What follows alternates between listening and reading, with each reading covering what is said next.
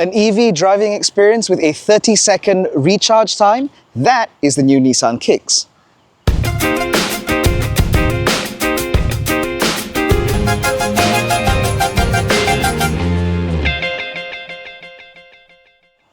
Now, the way that's achieved is via this car's fantastical powertrain. So underneath the skin, the Nissan Kicks is powered by what they call the e-Power powertrain system, which essentially uses a 1.2-litre, 3-cylinder naturally aspirated petrol engine up front, which then feeds an inverter which charges a 2.1 kilowatt-hour lithium-ion battery. That battery pack then powers an electric motor over the front wheels, which produces 129 PS and 280 Newton meters of torque. Unlike the systems that we've seen from GWM, JQ, as well as Honda, the engine has no clutch in order to directly drive the front wheels. As a result, this car drives as a 100% electric vehicle at all times, being powered by that petrol generator. Now, the car's fuel tank is of a decent size, and based on this car's claimed fuel economy of 21.1 kilometers per litre, that provides a theoretical range of up to 900 kilometers on a single tank, which is excellent for a B-segment compact crossover. Now, because there is a petrol engine up front, that's why the overall design of the Nissan Kicks is very typical. So up front, you get a massive V-motion grille framed in dark chrome in order to give this car a pretty unique design. Now, flanking those on either side are a set of full LED headlights, replete with an LED indicator strip that lives down here. Down here, you'll find LED fog lights, and that's basically the way this car is set up. Now, I appreciate the fact that on this VL model, you can actually get an optional dual-tone paint design where the top of this car is done up in black over the dark grey down below. And I also like the fact there's a little bit of chrome on the lowest and furthest edge of the bumper in order to give this car a little bit less visual mass. I appreciate the fact the Kicks looks like a very conventional crossover, because compared to some of the stuff we've seen from China recently, this feels like a breath of fresh air. And that same sense tradition actually goes all the way down the side, because you can see the proportions of the Kicks is very typical. Rolling stock is handled by a set of 17-inch alloy wheels wrapped in Yokohama Blue Earth E70 tires, which are tires that are geared more towards efficiency with reduced rolling resistance in order to improve this car's overall fuel efficiency. As we move further down the side, as you can see, a lot of complex surfacing is in play in order to visually pinch the car and reduce its visual mass, which I think works quite well, including the unpainted body cladding, which goes from the front wheel arch all the way down to the rear with a little bit of silver cladding down the side. You also get e-Power badging here, which you will see once again on the rear. Now, talking about the overall size of the Kicks, this car is broadly similar to what we've seen from the Proton X50, as well as other smaller compact crossovers. Think Renault Capture, and you're kind of about there. Of course, vehicles like Honda's HR-V and Chery's Amoda 5 are both larger than this, but Nissan says that this is the correct compact dimension that you would want for a city car, and I'm inclined to agree. Now, as we come onto the rear, there are a few things about this car that I would like to point out. Firstly, the door visors and this spoiler are part of an upgrade pack, which appears to come with every new top-spec Nissan Kicks at the moment, but it is optional. Now, without that, I think that the back end of the Nissan Kicks is a pretty good-looking affair. On either side, you find full LED taillights, replete with LED indicators and reverse lights. And these two taillights are linked together by this piece of red trim. Unfortunately, this car doesn't offer a light bar, but in the day at least, it does look pretty good, and even at night I think this car looks quite distinctive. As we move further down, you get the Kicks and e-Power badging on either side, as well as this slightly different rear bumper, again as part of that upgrade pack. So as a result, I think that the overall design of the Kicks is quite sweet. For a small city car, what's ultimately supposed to be an urban crossover, I think the Kicks absolutely hits the nail on the head. I think this car looks absolutely fantastic, and it is great again as an urban runabout. Now, at its price point of under 130,000 ringgit, there is one thing about this car that I'm not a big fan of, and that has to do with the boot. Firstly, this tailgate is not powered, although to me that seems fine, but the expectation now is that this ought to be powered.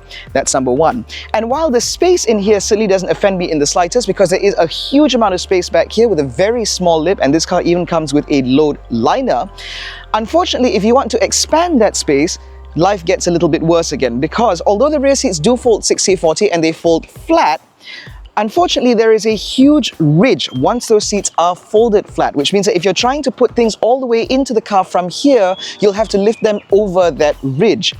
And even when those seats are folded down, you will notice that there is a bar that bisects the 40 and 60 split, which means that once again, if you have items that you're trying to load in there, that's going to be a little bit of a problem, and it has actually taken up a bit of boot space within this area itself. Now, if you're looking for underfloor storage, there is none, because this car doesn't come with a spare tire, it only has a tire repair kit, and all of that lives underneath the floor. However, Nissan says that because of the fantastic vertical height of this boot, you should be able to fit 4 cabin-sized luggages upright along the width of the car, plus some more space up ahead. On top of that, if you are a golfer, you should be able to fit a golf bag right here, because there is a scalloped area here which makes the boot area feel quite wide, which means you don't even have to have it diagonally across the boot. This to me does seem that Nissan have done their best in order to maximize and optimize the packaging in this car. So despite the various failings, I don't downgrade this car as a pretty sizable, very practical urban crossover. Now, the interior of the Nissan Kicks also carries forward that rather more traditional overall interior design, because as you can see, you don't have big fancy screens or funny electronic air conditioning vents. Instead, this interior is a lot more conventional, but it's done just right. So for example, while this being a B-segment crossover, there are quite a number of hard touch plastics about the place, Nissan have been very smart in utilizing soft touch material where it matters.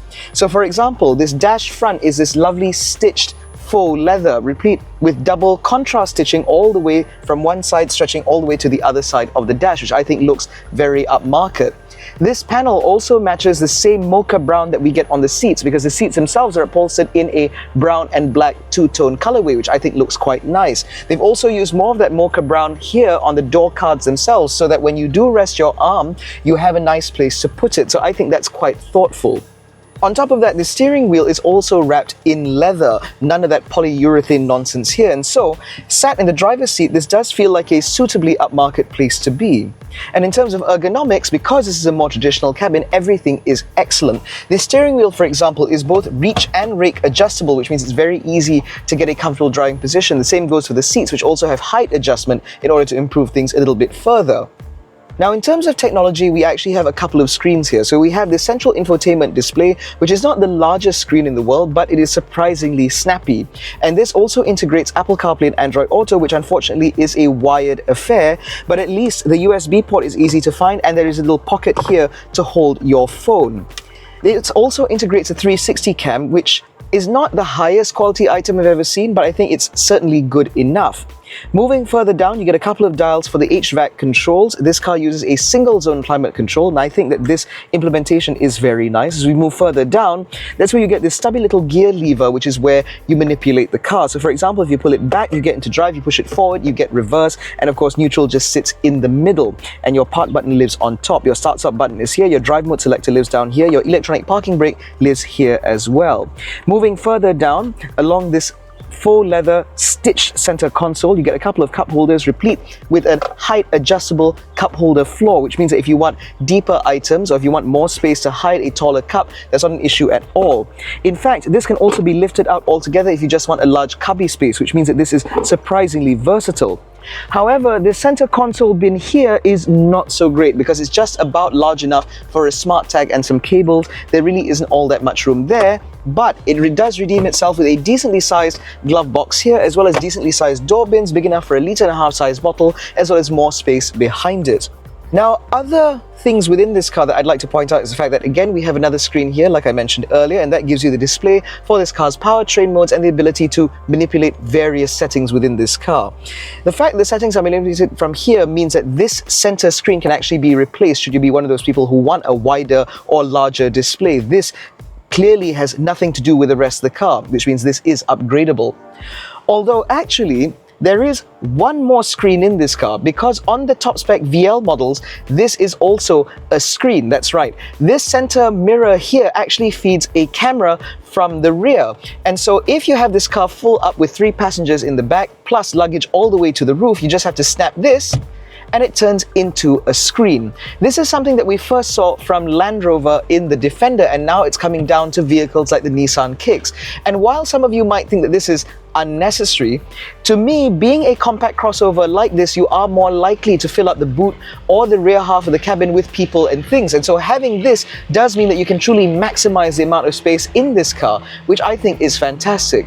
And on another note, for slightly nerdier people like me, I love the fact the camera for this is integrated very neatly into the rear windscreen. This is not some add-on that they bought from an accessory store. This is something that was always designed to be in this car, and I love that feature. Now, in the second row of the Nissan Kicks, there is plenty of space. I'm about 170 centimeters with the front seat set up in my driving position.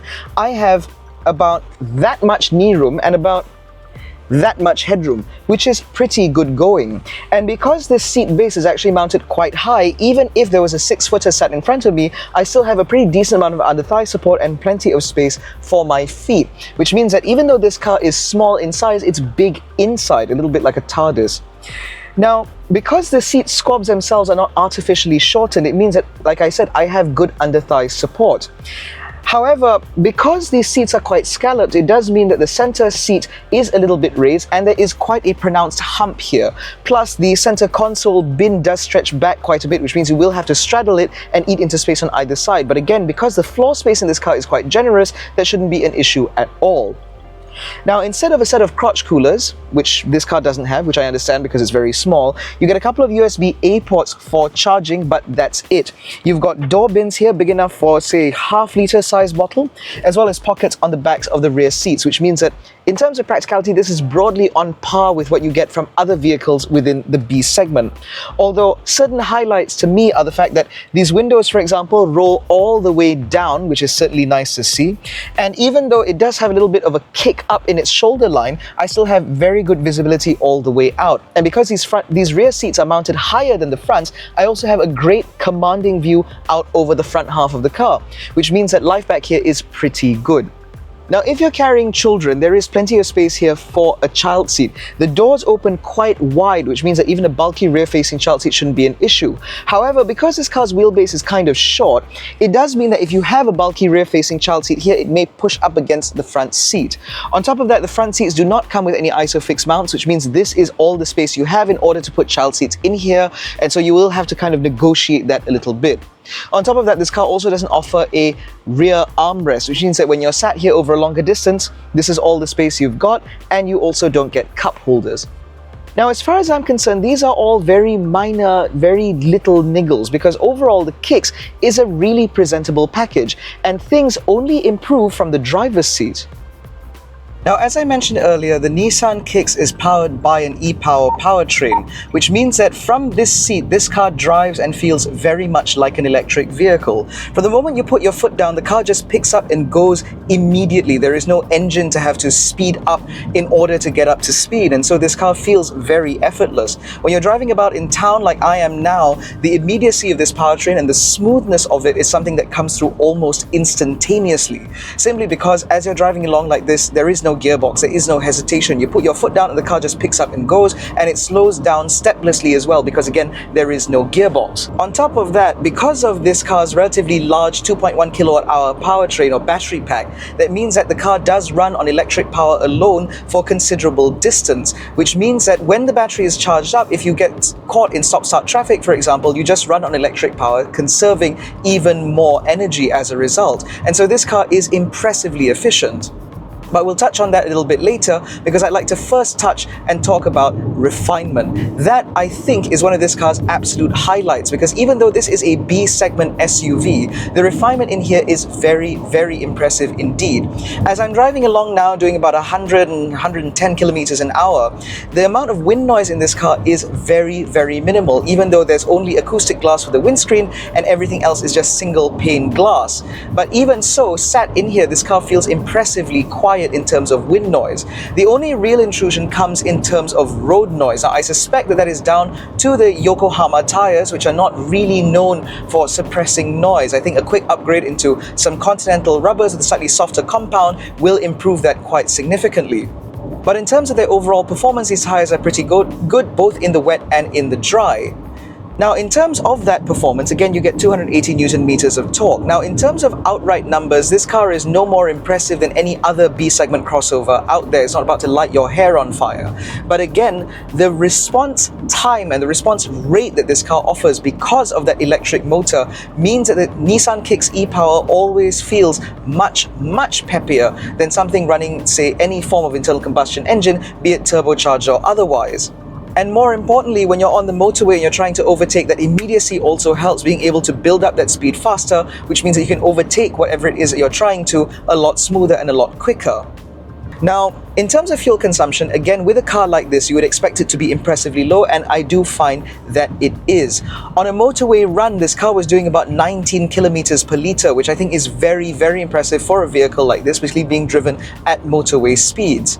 But between our motorway testing as well as our urban running as part of our testing cycle, we found that this car will do anywhere between 5.5 to 5.8 litres to the 100. That is, importantly, a little bit less than what we saw, better than what we saw from the Haval H6 HEV, which also runs a similar system, although that engine can drive the wheels.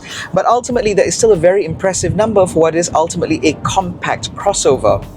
See, in a package like this, you can't have an enormous battery like you do in, say, the Jayco J7 PHEV, because there isn't space for it, and also it makes the car unusually heavy, which would also impact overall economy. And so Nissan stands firm that the e-Power setup, the way it is now, 2.1 kilowatt-hour battery packed in the middle, small petrol generator up front, no transmission. This is the best sort of packaging for a compact car like this, and I am inclined to agree, simply because the way this car drives benefits from that lack of weight. The primary ride in this car is excellent in terms of body control and overall usability, simply because this car isn't all that heavy. This isn't an EV trying to push 2.8 tons through corners. And if you were to compare this to an internal combustion vehicle, the Nissan Kicks is not that much heavier, which means that, again, if you do want to chuck this car about, it is very confidence-inspiring. And in terms of the secondary ride, it does sort of manage to iron out the worst lumps and bumps that you might encounter, which means that at no point does this car ever feel uncomfortable or jarring. The Kicks e-Power is such an impressive car and an impressive package, not only for the size, but also the price point. I cannot think of another B-segment SUV that has impressed me quite as much as this car has, especially at this price point. And then there's the active safety, because this car offers a full level 2 semi-autonomy system, which means you have things like adaptive cruise control, AEB, blind spot monitoring, rear cross traffic alert. You even have a 360-degree camera in this car. Not that great, but good enough for a B-segment crossover, which means that, again, this car is very comprehensively equipped for family buyers. However, there is one thing about this car which I find sort of rankles the experience somewhat, but you have to understand it within context. Now, as I've mentioned, this car does come with adaptive cruise control, which is very, very good at what it does. If a car suddenly cuts into your lane, for example, unless it's an emergency situation, this car never reacts sort of in an amateurish kind of manner. It's very polished, very comfortable, and very trustworthy. However, when you're using the adaptive cruise control, in stop-start traffic like you'd find in traffic jams and so on, you will realize that this car doesn't hold itself at a stop. Instead, it will bring the car to a halt, and then it will beep at you in order to hit the brakes. Now, this car does come with auto hold with its electronic parking brake, and so you just have to tap the brakes and the car will stop. However, it just seems unfortunate that the car isn't able to do it by itself, given the fact that vehicles like the Proton X50 can also do that now. However, this is again a very minor niggle, a small fly in an otherwise completely faultless package. I love this car. It drives so well, and it's such a well-sorted package, and it is an absolute surprise from Nissan to offer something so sorted and something that I would recommend without hesitation. However, if you're looking for a car that is slightly more practical, then admittedly the Honda HR-V eHEV is a slightly more practical package, because Honda are very, very good at packaging, especially in terms of interior space. If you're the kind of person that has to carry, say, IKEA furniture every week, not that anybody ever does, then the Honda HR-V is slightly better at doing that, because you have the magic seats, you've got a little bit more boot space, etc. And of course, if your commute or if your regular usage of a car just sees you bombing up and down the motorway and not really spending all that much time in traffic, then you might be slightly better served by vehicles like the Proton X50, because that car's turbocharged 3-cylinder engine admittedly is a little bit peppier than this on the motorway. And of course, if you're just doing motorway runs, it is broadly about as efficient as this. But for the way the majority of people use their B-segment crossovers, I think the Nissan Kicks does provide a pretty good value proposition. This car is incredibly efficient in town, it's incredibly efficient on the motorway, it's incredibly refined no matter what, and so that to me makes this a really compelling package. And so that concludes our 2025 review of the Nissan Kicks e-Power. If you enjoyed this video, please give it a thumbs up, subscribe to the channel, hit the little bell icon to notify every time we make a new upload. Don't forget to follow us on Facebook, Twitter and Instagram, as well as TikTok. All the links are in the description below, including the link to join our new WhatsApp channels so that you're always up to date on the latest developments within the automotive industry. Thank you so much for watching. We'll catch you in the next one. Take care, stay safe and jangan bodoh.